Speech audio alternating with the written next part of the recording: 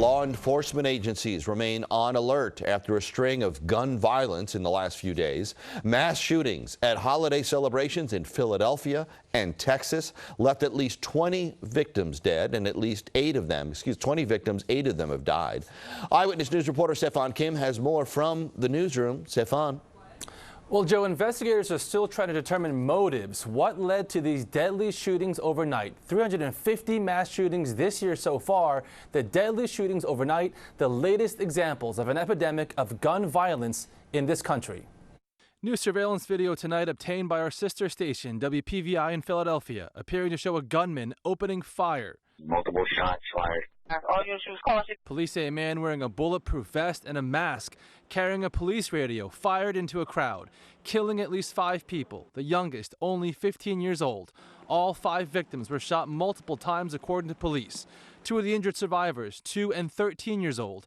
Police say the 40-year-old suspect fired randomly. No known connection between him and his victims. Such an act of violence is abhorrent and goes against everything we stand for in this community. As responding officers were helping victims, they heard more gunfire and ran towards a suspect and arrested him. Cops say they also recovered an AR-15 style rifle and a handgun on the suspect and 50 spent shell casings.